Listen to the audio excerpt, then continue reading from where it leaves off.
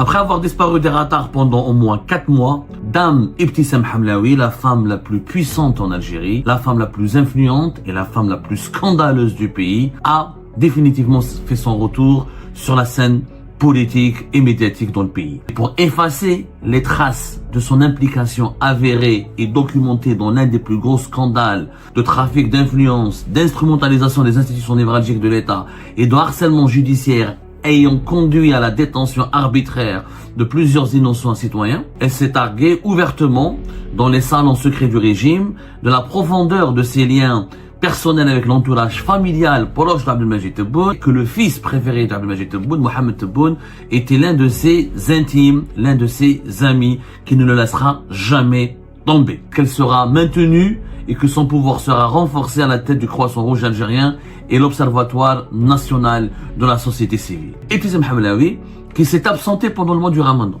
On l'a instruit, elle a reçu des instructions claires, fermes et précises. Restez discrète. Et après le Ramadan, vous pouvez faire votre retour. C'est ce qui s'est passé visiblement. La Fédération internationale des sociétés de la Croix-Rouge et du Croissant Rouge, elle a pris contact récemment avec la direction générale du Croissant Rouge algérien pour demander à Ibtissam Hamlaoui des éclaircissements sur plusieurs dossiers, notamment les dépenses financières qui leur paraissaient très opaques. Après avoir disparu des radars pendant au moins 4 mois, faisons croire à l'opinion publique algérienne qu'elle a été éjectée de son poste, qu'elle a été sanctionnée, qu'elle a été avertie, qu'elle a été rappelée à l'ordre et qu'elle a été même mise au placard pendant une période indéterminée afin de préparer son départ définitif du pouvoir. Dame Ibtissam Hamlaoui, la femme la plus puissante en Algérie, la femme la plus influente et la femme la plus scandaleuse du pays, a définitivement fait son retour sur la scène politique et médiatique dans le pays.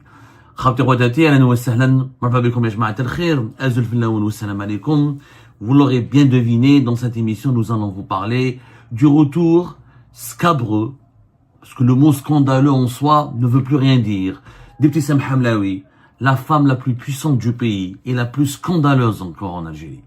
On vous avait prévenu, le 12 février 2026, on vous avait diffusé une émission sur notre chaîne YouTube et que nous avons partagée sur toutes nos plateformes, vous avertissant que Ibtissam Hamlaoui est en train de préparer son grand retour. Oui, Ibtissam Hamlaoui était en train de préparer son grand retour. À cette époque, nous vous avions dit qu'Ibtissam Hamlaoui est en train de, en dépit, pour effacer les traces de son implication avérée et documentée dans l'un des plus gros scandales de trafic d'influence, d'instrumentalisation des institutions névralgiques de l'État et de harcèlement judiciaire ayant conduit à la détention arbitraire de plusieurs innocents citoyens, Ibtissam Hamlaoui est en train de préparer depuis le mois de février, c'est-à-dire bien avant le mois du Ramadan 2026.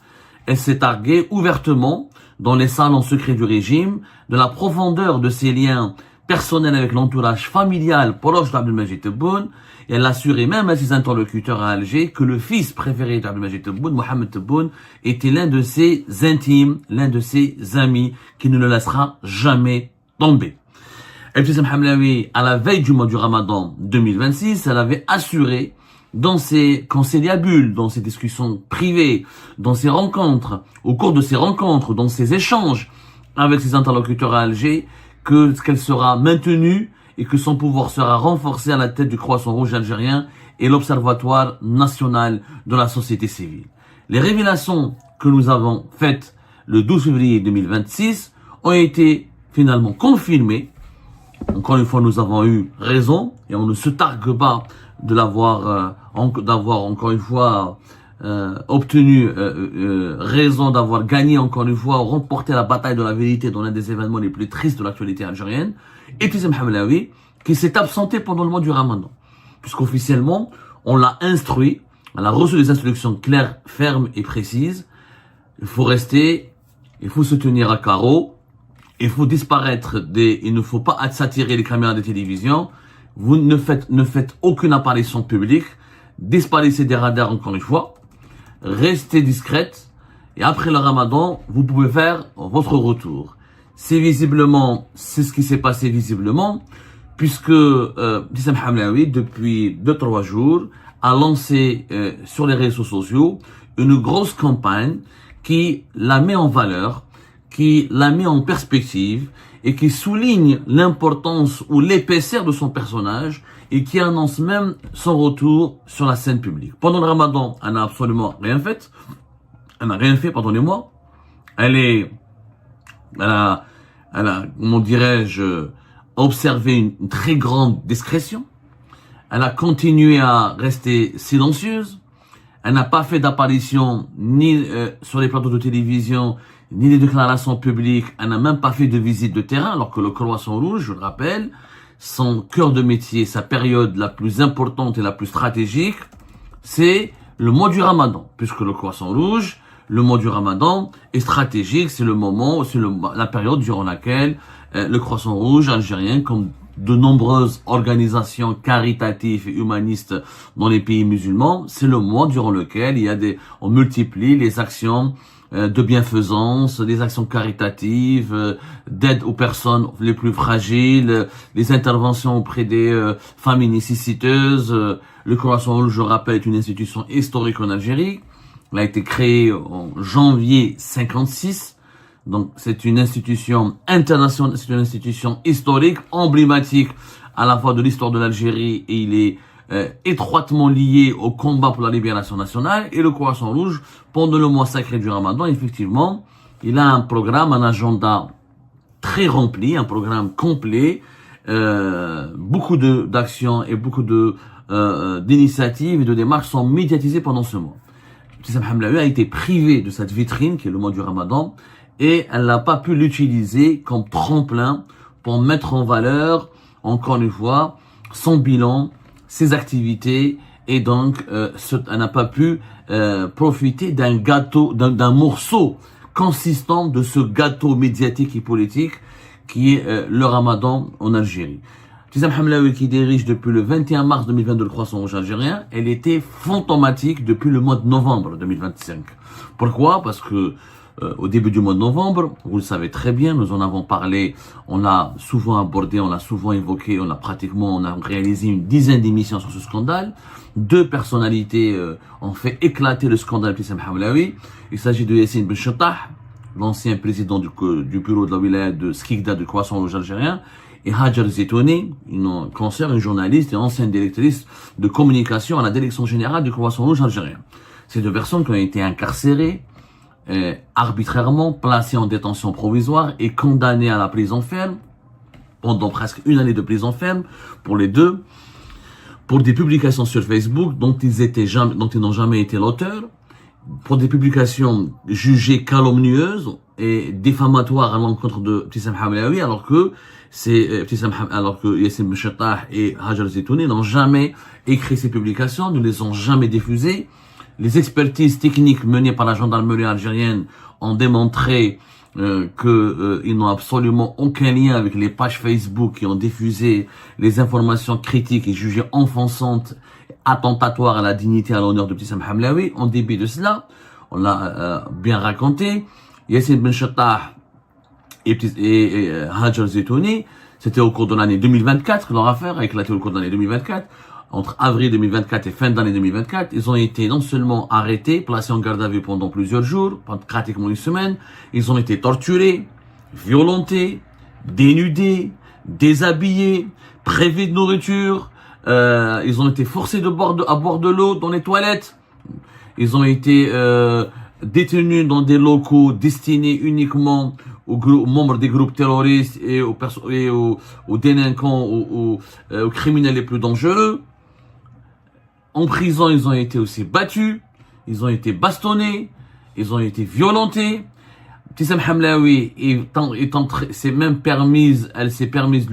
offerte le luxe insolent d'entrer dans les locaux de la brigade de recherche, de la brigade de gendarmerie de recherche de Belmond Raïs pour humilier ses deux anciens collaborateurs, pour les menacer, pour les insulter devant les responsables de la gendarmerie algérienne et en demandant et en donnant des ordres aux responsables de la gendarmerie, de la brigade de recherche de Belmond Raïs, en leur intimant l'ordre de revoir de fond en comble les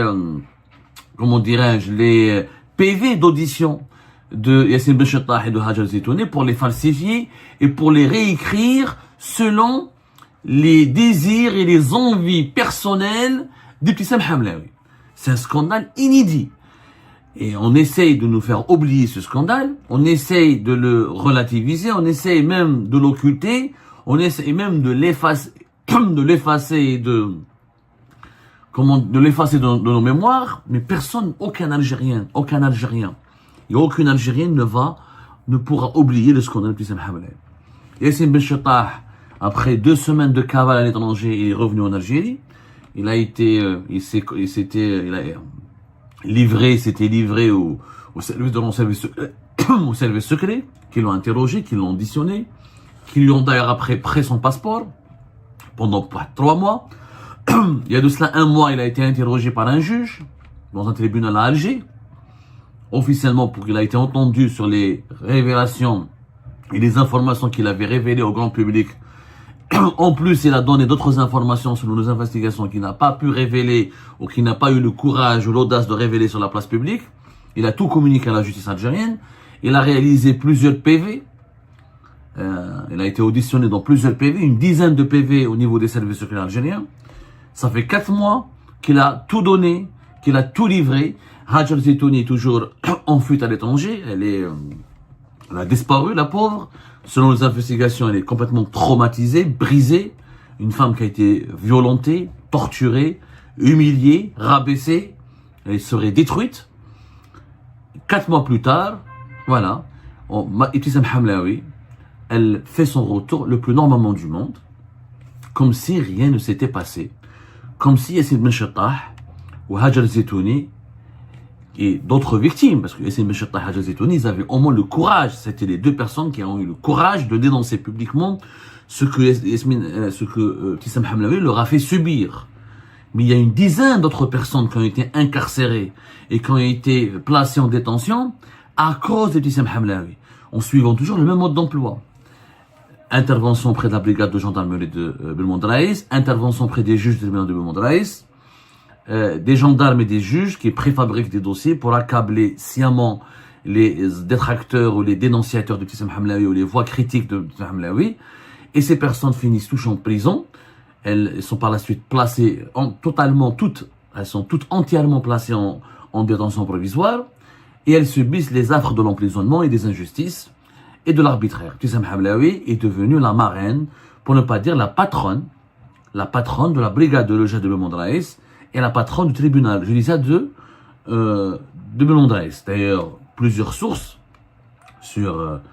même si l'humour peut-être il serait déplacé de faire preuve d'humour en parlant d'événements aussi tristes et aussi sinistres, mais à Alger, la brigade de l'EJ de Belmondraïs, on l'appelle un salon de coiffure d'Ibtissam Hamlaoui. Le tribunal judiciaire, c'est un salon de manicure d'Ibtissam Hamlaoui. C'est-à-dire qu'elle a privatisé 2 institutions sensibles et importantes, un corps de sécurité, un corps judiciaire, qui ont été entièrement mis à la disposition des désirs de vengeance, je dis bien des désirs de vengeance, et des pulsions émotionnelles, émotives et individualistes de Ibtissam Hamlaoui. C'est un scandale inédit. Même durant la décennie noire, il n'y avait pas de femme qui était aussi influente, qui était aussi puissante et qui manipulait les services de sécurité ou les juges, qui les maniait avec une baguette comme ça, ou qui les guidait comme des toutous, comme des chiens de garde pour les utiliser contre des adversaires ou pour exécuter des règlements de compte politiques. C'est une affaire d'une gravité inédite. D'ailleurs, la preuve, elle a eu des échos au sein même de la communauté internationale, puisque la Fédération internationale des sociétés de la Croix-Rouge et du Croissant-Rouge, elle a pris contact récemment avec la direction générale du Croissant-Rouge algérien pour demander à Ibtissam Hamlaoui des éclaircissements sur plusieurs dossiers, notamment les dépenses financières qui leur paraissaient très opaques. En plus, ils ont demandé à Ibtissam Hamlaoui des rapports détaillés sur le scandale dans lequel le Croissant-Rouge algérien a été cité, notamment l'affaire de Yassine Ben Chettah et Hajar Zitouni, qui est une affaire, encore une fois, de détention arbitraire, de torture, de violence, de violation de la dignité humaine et d'atteinte d'atteinte caractérisée aux droits de l'homme. Cette prise de contact ou cette correspondance adressée par la Fédération internationale des sociétés de la Croix-Rouge et du Croissant-Rouge, elle coïncidait avec l'annonce faite par la présidence algérienne de la liste des diplomates nommés à l'étranger. Hamlaoui, auparavant, Hamlaoui avait reçu des promesses de la part d'un conseiller d'Abdelmajid Tebboune lui assurant qu'elle va figurer sur cette liste des ambassadeurs qui seront nommés à l'étranger. Son nom a été rayé, elle n'a pas pu obtenir le poste d'ambassadeur, mais en attendant que cette promesse soit un jour exécutée, elle a été maintenue à la tête du Croissant-Rouge algérien depuis mars 2022, comme elle a été maintenue à la tête depuis avril 2025, à la tête de l'Observatoire national de la société civile, je rappelle qu'il est une institution constitutionnelle. C'est-à-dire, elle figure dans la constitution algérienne. Donc, ce n'est pas n'importe quoi. C'est une institution qui est considérée pratiquement comme sacrée. Donc, cette dame, on lui demande, mis à part elle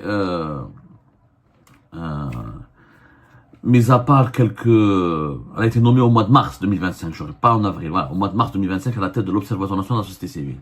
Mais à part quelques instances internationales qui lui ont demandé des comptes, des explications, personne en Algérie, personne au sein de l'État algérien ne lui demande la moindre explication, ou ne la rappelle à ses devoirs, ou n'ose même pas s'attaquer à sa personne et demander son départ, comme le dicte la morale et l'éthique. Pourquoi? Parce qu'elle est la petite protégée du clan Tebboune, notamment de Boualem Boualem, le directeur de cabinet de Majid Tebboune, et de Kamel Sidi Saïd, le patron de la direction générale de la communication au niveau du palais présidentiel de Mouradia. D'ailleurs, toutes nos sources, tous les témoignages que nous avons récoltés confirment et indiquent que Kamel Sidi Saïd, c'est lui qui est le véritable gestionnaire du Croissant-Rouge algérien, c'est lui le planificateur effectif de tous les mouvements de Ibtissam Hamlaoui.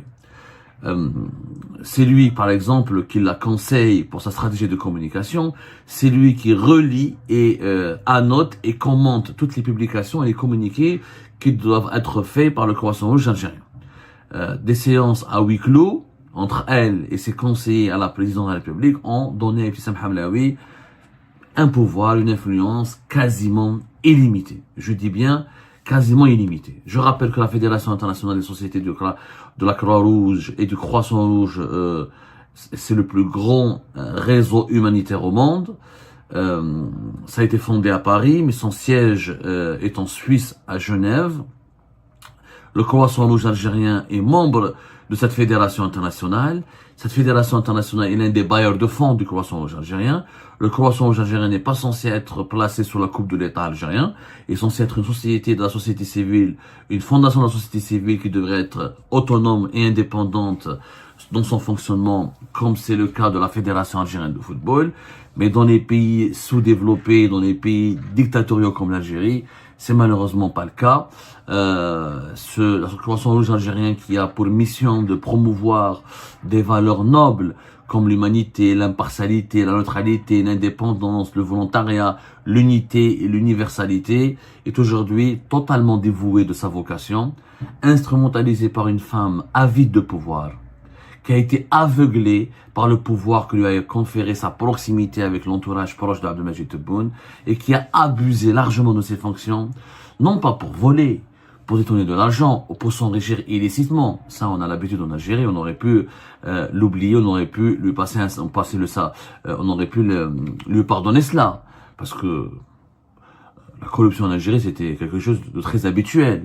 Mais non, Ibtissam Hamlaoui, elle se permet de manipuler les juges et les gendarmes pour torturer, emprisonner, briser la vie, écraser et faire taire toutes les voix qui s'opposent à elle, toutes les voix qui la critiquent, toutes les voix qui remettent en cause ses qualités professionnelles, toutes les voix qui dénoncent son incompétence et sa malhonnêteté et son immoralité.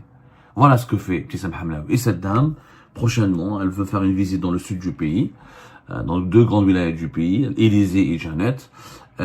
depuis le début de l'Aïd, depuis pratiquement 2-3 jours, sur les réseaux sociaux, toutes les pages Facebook et les comptes sur les réseaux sociaux des wilayas, des comités de wilaya de Croissant Rouge rendent hommage à Ibtissam Hamlaoui. On lui a rendu hommage sur toutes les pages Facebook du Croissant Rouge algérien.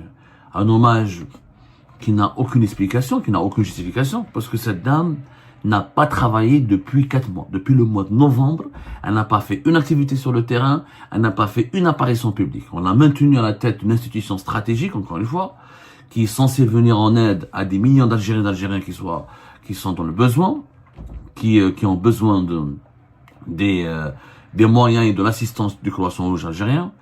Elle n'a pas travaillé, elle ne travaille pas, elle va au bureau. Elle a gardé son salaire, elle a gardé sa fonction, elle a gardé ses prérogatives, elle a gardé ses primes, elle a gardé son influence, mais elle n'a pas travaillé pendant 4 mois. Pourquoi? Parce que le clan Tebboune, ils ont établi une stratégie. Il faut se faire oublier. Une fois que l'opinion publique va vous oublier, on va vous réhabiliter. Comme Yassine Benchettah, il est rentré, il est tombé dans le piège. On lui a promis justice et des réparations. Il est rentré en Algérie, il n'a obtenu ni justice ni réparation, et aujourd'hui, sa voix est réduite au silence. Il ne peut pas parler, parce que s'il parle à nouveau, et s'il raconte la vérité sur Ibtissam Hamlaoui, on va l'envoyer en prison. Hajar Zitouni, la pauvre, elle est à l'étranger, on ne sait même pas où est-ce qu'elle est, elle est brisée, elle est malheureuse, et à elle seule, elle ne pourra pas faire bouger les choses. En Algérie, les services de sécurité restent très vigilants. Si la moindre source émerge une nouvelle fois pour dénoncer ou condamner ou révéler des informations sur Ibtissam Hamlaoui, sur son implication ou sur son rôle sulfureux avec l'entourage de Tebboune, et ben ces lanceurs d'alerte seront rapidement identifiés et emprisonnés. Donc personne ne peut parler. Il y a une terreur qui est généralisée. Il n'y a que nous à l'étranger, les exilés, les journalistes indépendants exilés que nous avons, qui ont été assimilés à tort et forcément et par la force des choses, qu'on le veuille ou non, à des opposants virulents. Nous sommes les seuls à pouvoir continuer à dire la vérité, à proclamer la vérité sur cette dame qui est une honte pour l'Algérie. Ibtissam Hamlaoui restera une tache noire dans l'histoire d'Abdelmajid Tebboune, dans l'histoire du régime Tebboune, une tache noire. Une femme qui, par les moyens les plus immoraux, par les procédés les plus insultants, les plus injurieux à l'égard de l'éthique, par une bassesse, à travers une bassesse innommable, elle a réussi à monter tous les échelons, grimper tous les échelons, pour aller au plus haut sommet de l'État algérien et exercer une emprise. Comment pourrais-je la qualifier, cette emprise? Une emprise diabolique sur des institutions névralgiques et sensibles de l'État, à savoir la justice et les forces de la gendarmerie algérienne.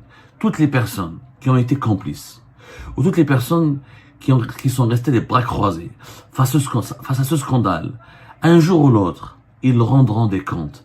Un jour ou l'autre, ils seront jugés, soit par le tribunal des humains, ou par une certaine justice divine, qui ne manquera pas de les accabler pour cette complicité, pour cette participation à un crime, à plusieurs crimes même, commis contre de simples et pauvres innocents.